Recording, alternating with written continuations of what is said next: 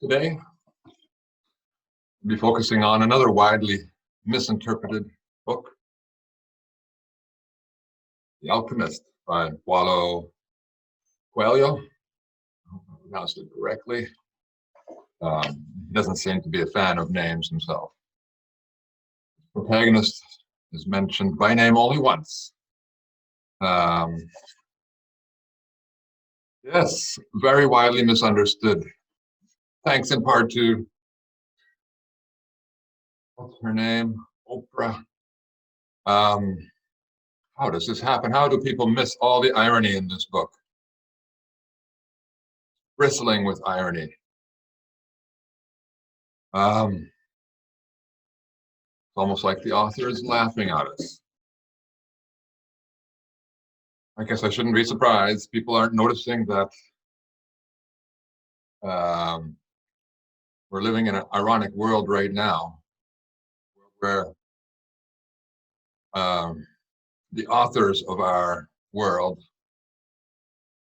are clearly manipulating, fabricating, making us look stupid. Very stupid. Oh boy. Yes. Pandemic will go away. The imaginary pandemic. As if the real ones, were of no interest to us. We needed to fake one. The real ones, the real pandemics. Everything from cancer to diabetes to, there's a fair list out there, taking millions of lives every year. Not this. Thousands, more or less, sometimes more, depends on how they make up the numbers, how they use their unreliable tests. Please. Why would Coelho write ironically instead of simply for simple people? Why did he resort to hiding his message beneath a rather subtle, sometimes not very subtle, irony? Well, we might take a look at his past, his biography. The man was something of a rebel and revolutionary in his youth. Explored, apparently, Satanism, radical political messages. And in return for that, he was sent by his parents to psychiatric wards where he was apparently electrocuted for his good. Also arrested by the Brazilian dictatorship of the time, I believe in the 80s. And now somehow should we be surprised that he learned to lie after such brutal treatment? That he learned to wrap himself in irony? Not surprising. Surprising that we don't notice it. His first and greatest book, or at least his greatest book, The Alchemist, even gives us fair warning about the irony and the danger of reading texts without an open mind, without looking for anything that might contradict your preconceptions, your expectations, your wishes, naivety, and your optimism. Prologue. What happens in the prologue? He's done a little improvisation on the old Greek myth of Narcissus. In his version, Narcissus falls into the lake after seeing nothing but his own reflection, apparently failing to realize there's a lake there. And when the lake is asked, didn't you weep? The lake says, why would I weep for that boy? I was looking at my own reflection in his eyes.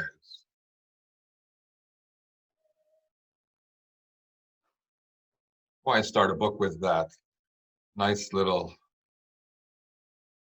myth? Isn't it to warn us not to look for ourselves, our old values, our preconceptions in the world around us? That should apply to everyone right now who still imagines their political leaders are somehow their friends, their helpers, protectors.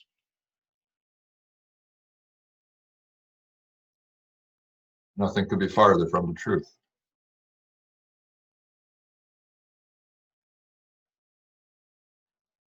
So here we have a story about the typical boy, blind boy, mentally blind, going through life, seeing what he wishes to see, ignoring all the bad omens. He only sees positive omens, unwilling to admit that he has made foolish mistakes,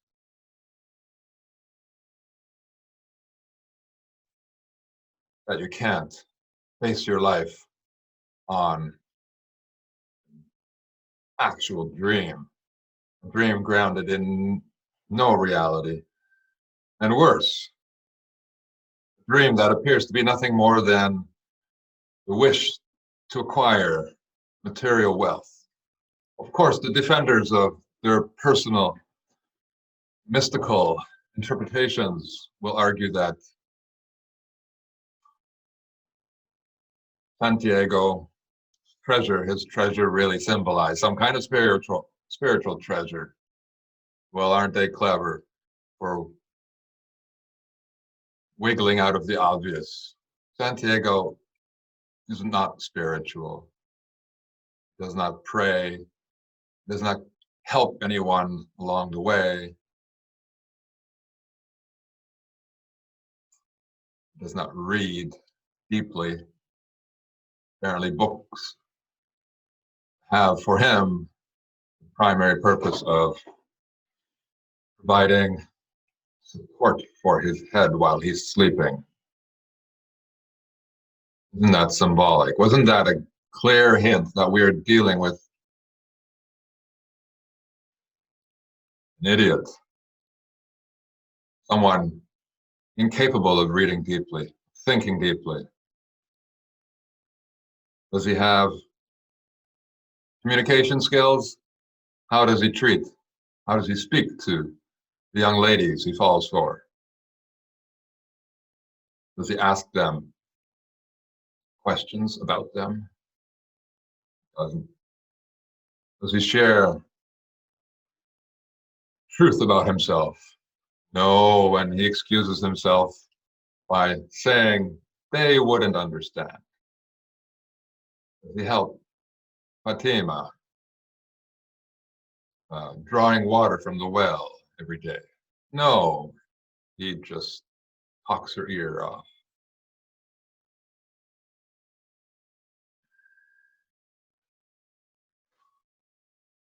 Well,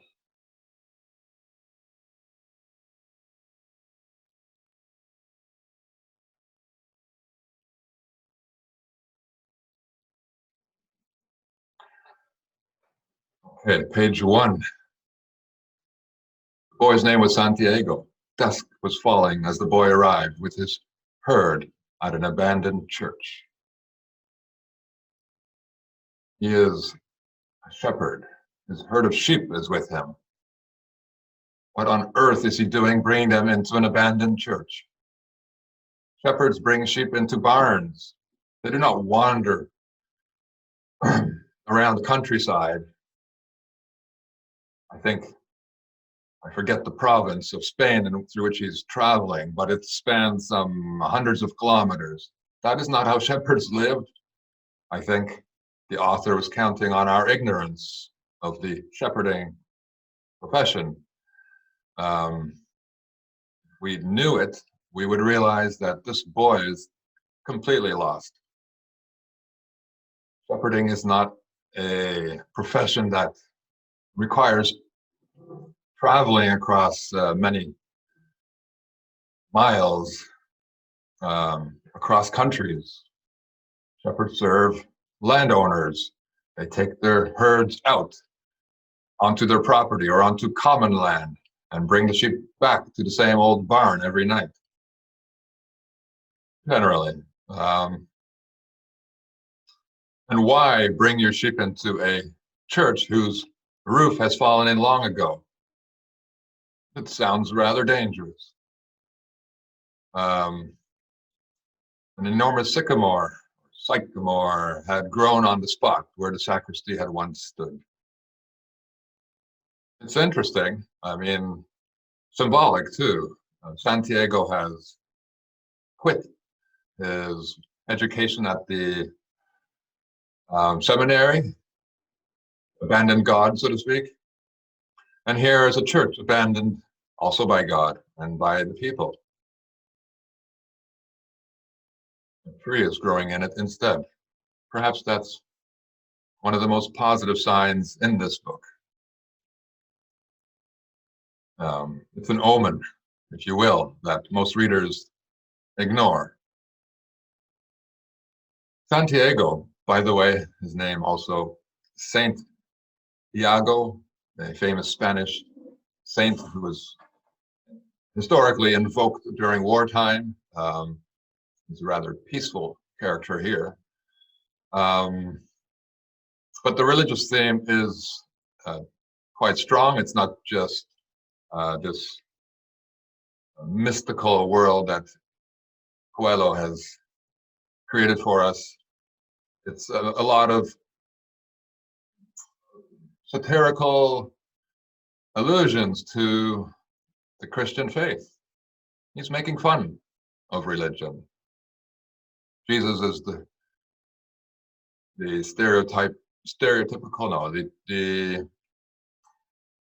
symbolic shepherd of the Christian faith. The people who believe him are his sheep.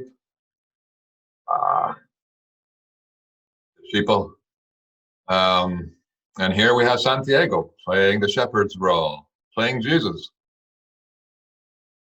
Of course, he doesn't quite match the biblical Jesus. And really, as I said, he is in no way a good person. At best, he's naive. At worst, criminal. We'll see that later. He decided to spend the night there. He saw to it that all the sheep entered through the ruined gate and then laid some planks across it to prevent the flock from wandering away during the night. There were no wolves in the region, but once an animal had strayed during the night, and the boy had to spend the entire next day searching for it. Another allusion to Christ having left his sheep to follow the one lost sheep. Oh, thank you, Christ.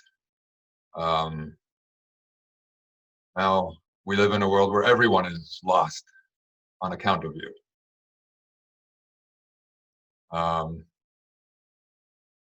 He swept the floor with his jacket and lay down. Why would he sweep the floor with his jacket?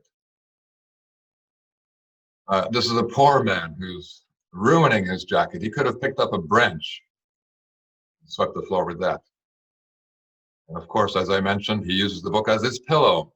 Good purpose for a book. Maybe the jacket would have been a better choice. He told himself that he would have to start reading thicker books. They lasted longer and made more comfortable pillows. Indeed, he should pick up the Bible then, so that he can kill time and sleep more comfortably. Exactly as most Bible readers do. Forget the real world. God is coming to save the day. Not your responsibility. It was still dark when he woke. Looking up, he could see the stars through the half-destroyed roof. Half-destroyed roof. This started to sound a little dangerous. I wanted to sleep a little longer, he thought. He had the same dream that night as a week ago, and once again he had awakened before it ended. Obsessive, like a post-traumatic stress disorder. He arose, taking up his crook, began to awaken the sheep that still slept. What kind of shepherd wakes up his sheep? Madness. It's still nighttime, by the way. He had noticed that as soon as he awoke, most of the animals also began to stir. Well, he's probably disrupting their sleep. It was as if some mysterious energy. No, stop dreaming about that nonsense. You are not connected to these animals in any meaningful way. Uh, you don't love them. You don't listen to them. You talk to them. You don't have the social skills to talk to real people.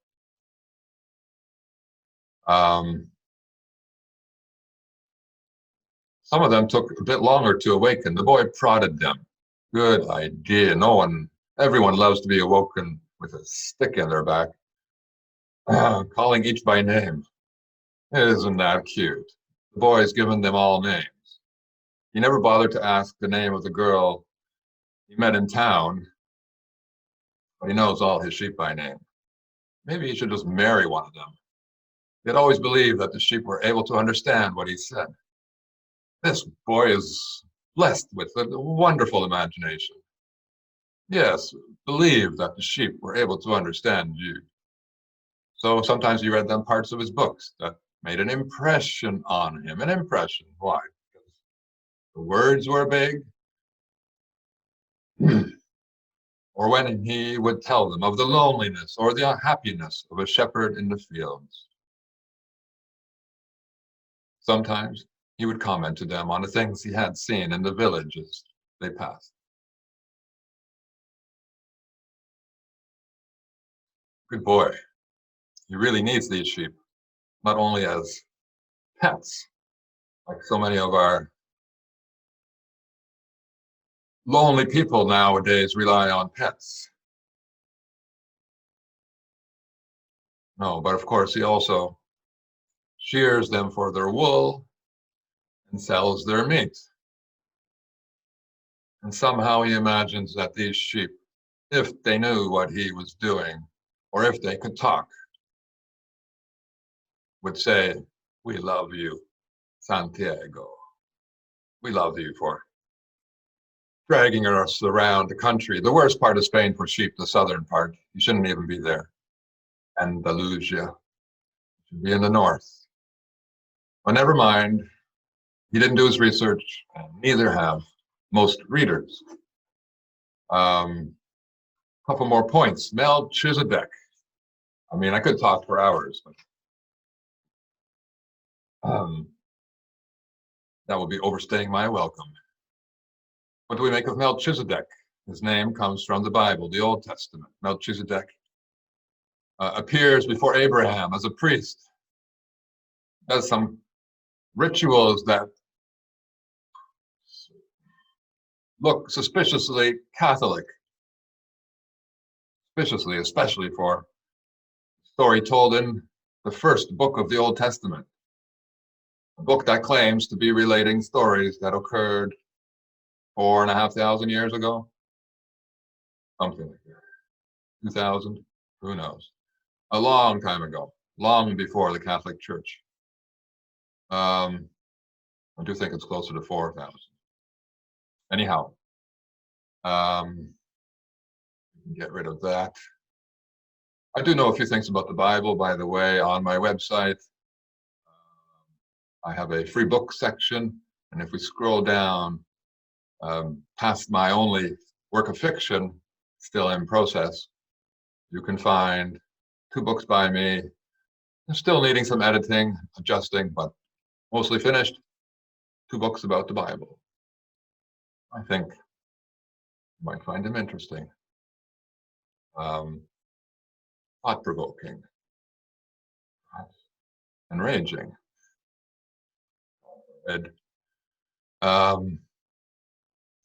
Nevertheless, back to me.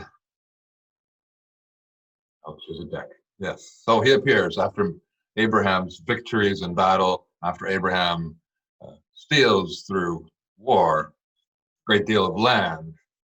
Sounds a little bit like the colonial project of Europe. Anyhow, in that story, Melchizedek demands 10% of Abraham's assets and gets it in return for his religious rituals. Not sure what else he's given Abraham. In any case, that is how the church operated in the past. The church was both government and just a moment here. Kevin, can you come back in 10 minutes? Okay. Thank you.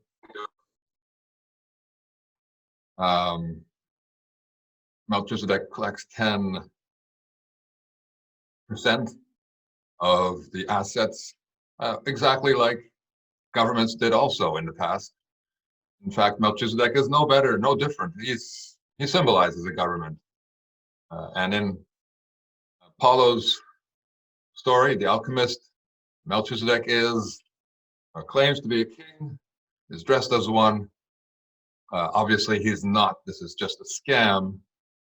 He's wearing a golden breastplate, apparently. What's this king with a golden breastplate claiming to be from Salem doing in Spain? Sitting on a bench, talking to a boy. It's absolute nonsense. But the boy believes everything. Just as people nowadays believe everything about or from their government.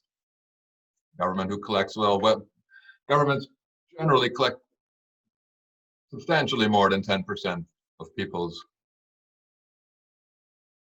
livelihoods, people's energy. Income tax being just one portion of the taxation we endure.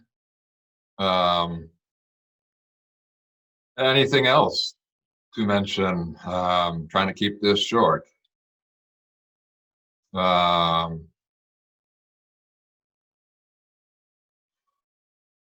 course, money is so important to this story, isn't it? He loses his money foolishly, then tries to earn it back foolishly in the worst way possible. Cleaning glass, menial labor. Somehow he finds meaning in it. I challenge all of Paulo Coelho's fans to try that. Try a minimum wage job and see how meaningful that can be. In any case, he makes money again later as he's absurdly trying to go to Egypt by camel. I mean, he took a boat across from Spain to Morocco. That's a very short journey. Why not take the boat all the way to Egypt? Oh, idiot. Anyway, he's on camel back, and he ends up at an oasis with a tribe and predicts that war will start. Instead of trying to somehow be a hero and perhaps like St. Francis, the real one, attempt to create peace between the warring parties. No, he just tells the party he's with that they must prepare for war.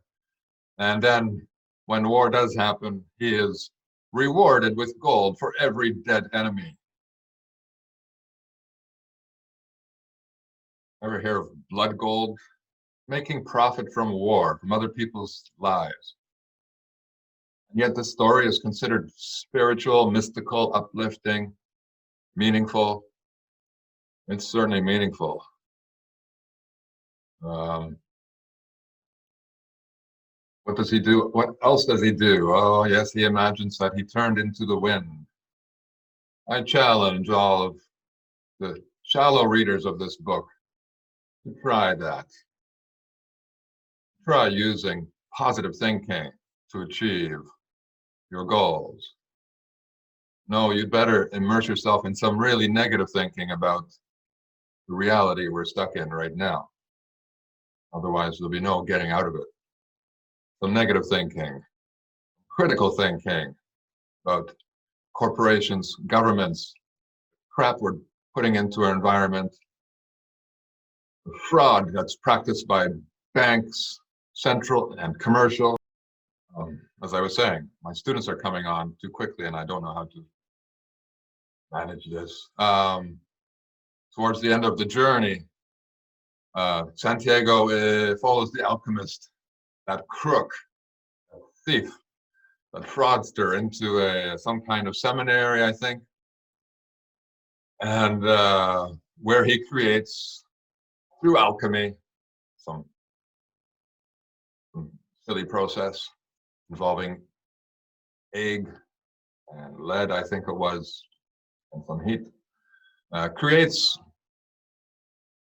gold from cheap materials. And this gold will serve as money. Isn't that wonderful? Or is it counterfeiting? Is it cheating? Well, the rest of the world grovels and slaves for money. The alchemist, and of course, Santiago, cheat. Make money from nothing.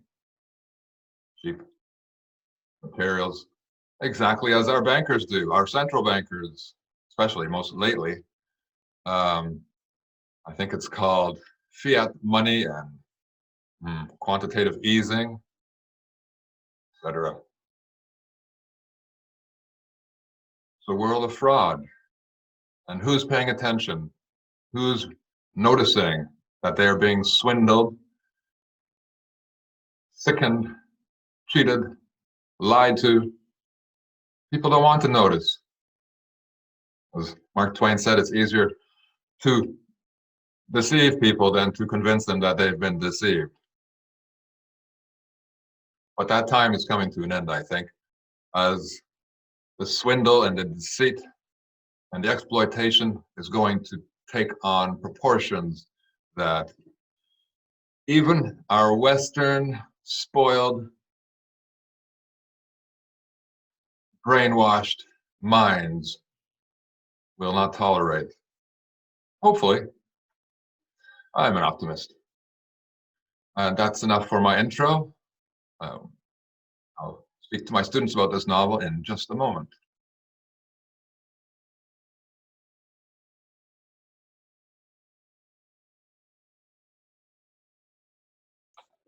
Just the way it works.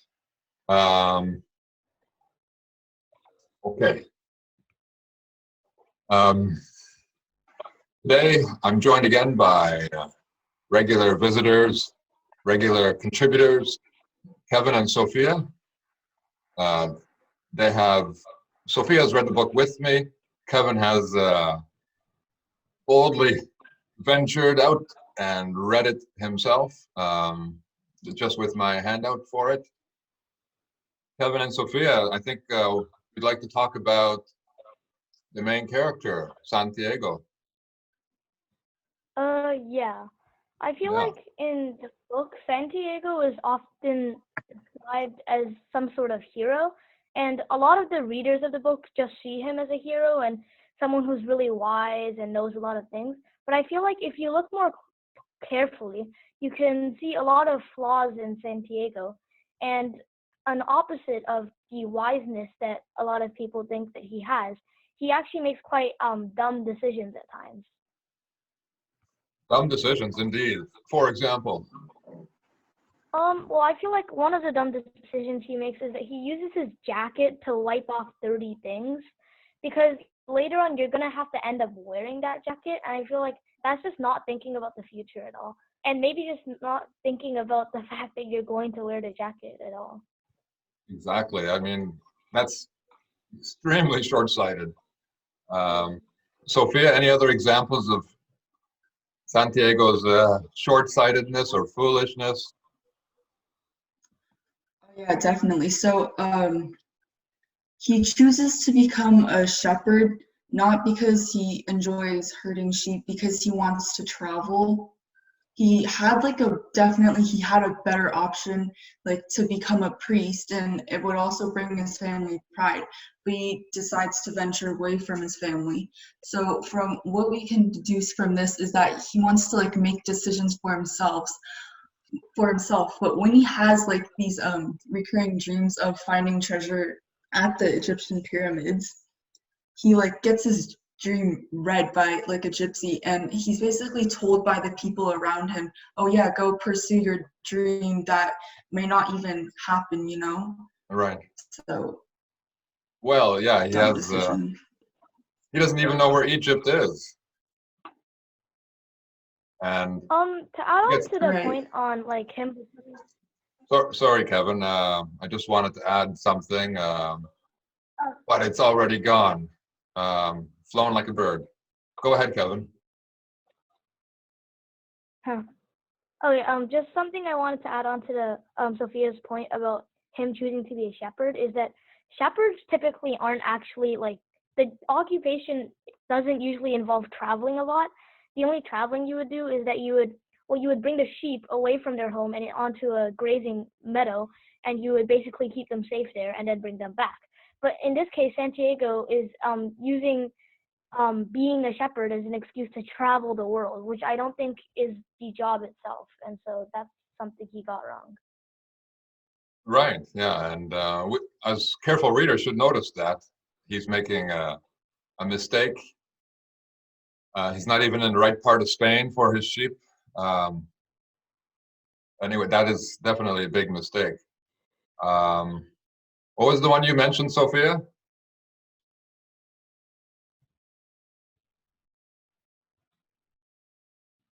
Sophia has left the building.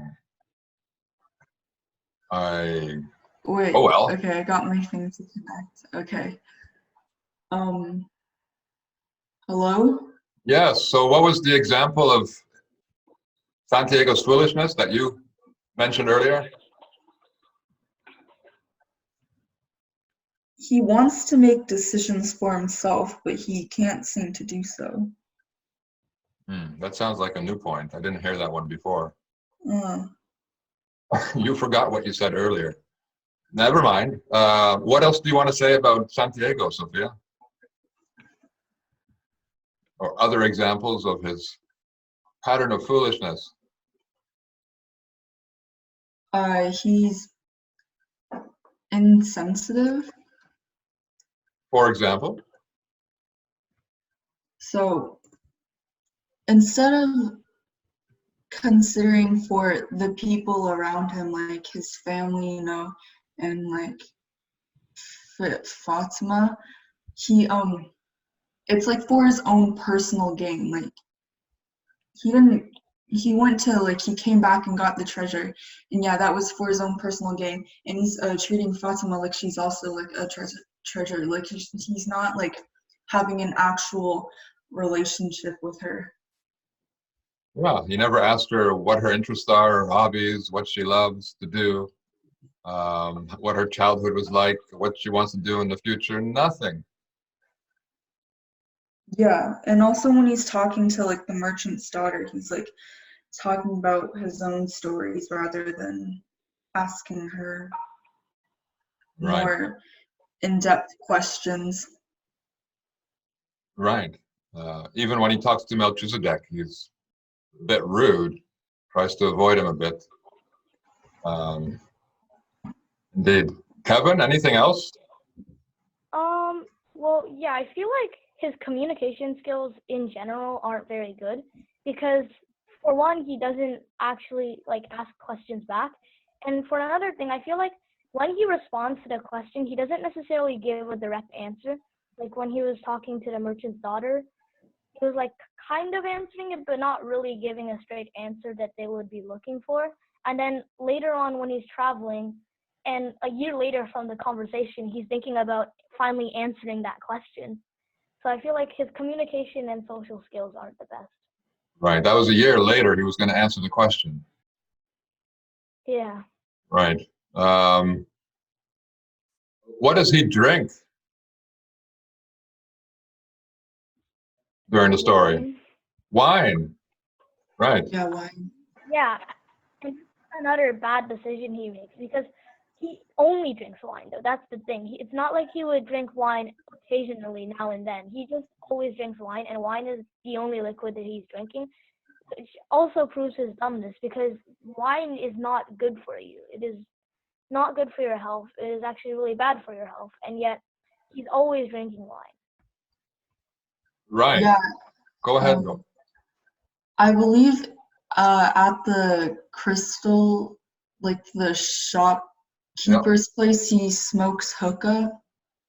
Also another very bad decision for his health.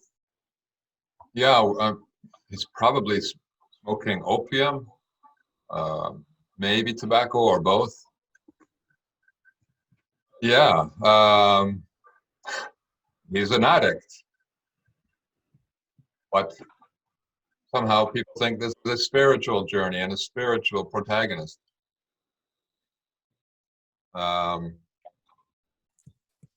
He's also addicted to his own ignorance and to not learning somehow. He doesn't ever wonder, where is Salem? Melchizedek tells him he's from Salem. And did we talk about that? Where is Salem?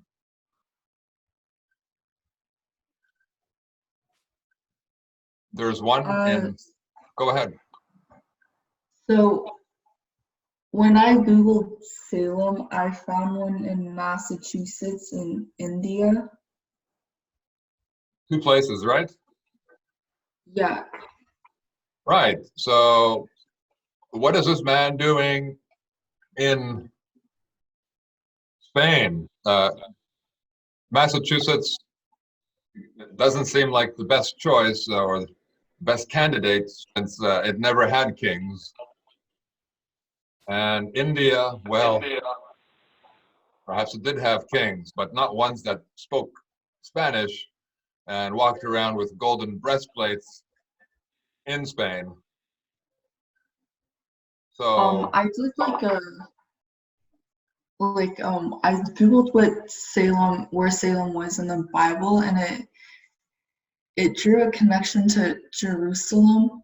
right. So Yeah, it's another possible candidate. Still very far away. Still no good reason to believe that a king somehow left Jerusalem and without guards, bodyguards, and just now having a conversation with a shepherd in Spain. Makes no sense. But people don't question it. People think, well, that's part of this mystical spiritual story. So let's swallow it whole, and just like Santiago does. You know, the story in some ways, in many ways, the story is told from Santiago's perspective. So we have to look for, it's an unreliable narrator, in other words. This narrator sees everything from Santiago's perspective, and is not very helpful in terms of understanding Santiago or the world around him. Okay, any other thoughts about Santiago?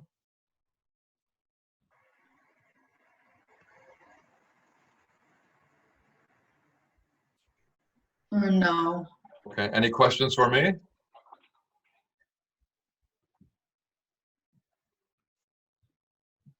Not really. Oh, I thought you might have some great questions for me. Perhaps we should note or discuss briefly the treasure itself, the details that are briefly provided on I think it's the last page. Anyone want to comment on that? I'll read the passage. After digging for a half hour, his shovel hit something solid. An hour later, he had before him a chest of Spanish gold coins. There were also precious stones, gold masks adorned with red and white feathers, and stone statues embedded with jewels, the spoils of a conquest that the country had long ago forgotten, and that some conquistador had failed to tell his children about. Any thoughts on that? What are conquistadors?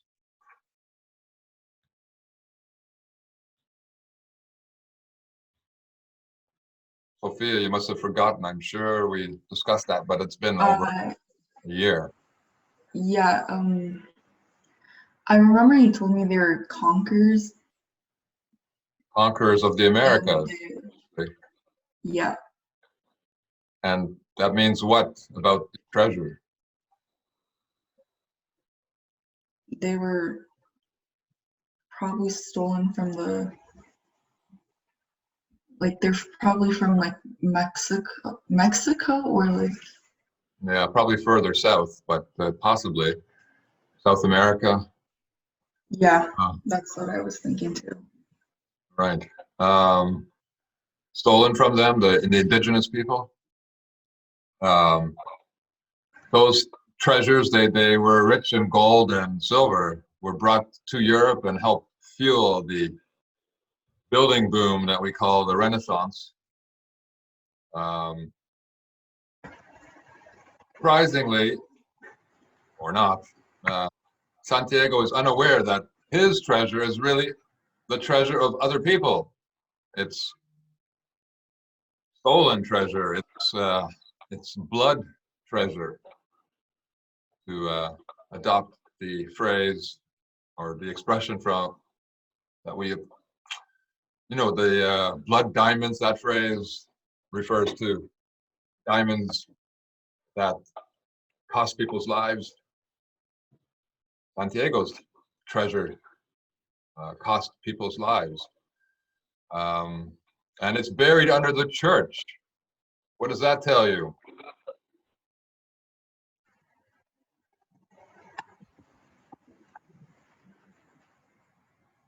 The Was Go ahead, Kevin.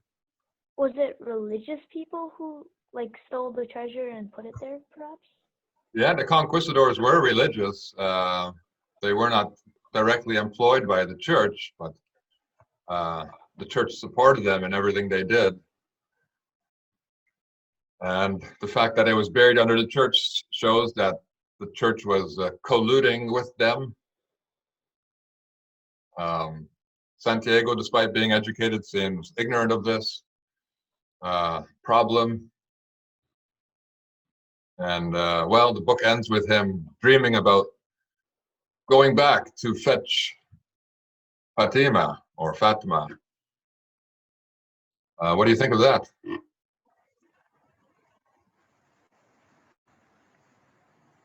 you think she'll be waiting? Do you think she'll be waiting for him eagerly? no. I suspect not. Um, the thugs who beat him while he was digging in Egypt told him, or one of them told him that he had the same dream as Santiago. He went maybe to Spain to find his treasure, and then he had to go home and found his treasure there. And so it happens to Santiago. He went to Egypt and had to go back to Spain to find his treasure there. But now he's has a second dream, the dream for a girl. And he's leaving Spain, forgetting about the girl that he loved earlier, and looking for Fatima. And what do you think will happen when he arrives? Oh, then he's gonna meet the other girl again. Say that again, Kevin? Then he's gonna meet like the merchant's daughter that he left for Fatima. He's going to meet her in Morocco, in North Africa? Oh no, not there. But, No, like, he goes he might be beaten up again and told to go home and find his girl there. Kind of a pattern that's been established, right? The thug in Egypt went looking for his treasure and had to go back home to find it. Santiago, same pattern. And now Santiago is going out to repeat his mistake in search of his second treasure, a girl. I think the author wanted us to understand that Santiago is repeating his mistake and will have to go back home to find his girl, a girl. So quite a funny story, a comedy, disguised as a spiritual journey or a feel-good book. Any final thoughts on The Alchemist? Just something that everything we've talked about goes under is I feel like these hidden themes and messages aren't things that the average reader would notice, but I feel like they're actually really important in order to understand the story and the author's true intentions behind the book. It's also intellectually stimulating, not to read passively and just literally, but to dig a little bit, to think a little bit, to identify irony, to identify patterns,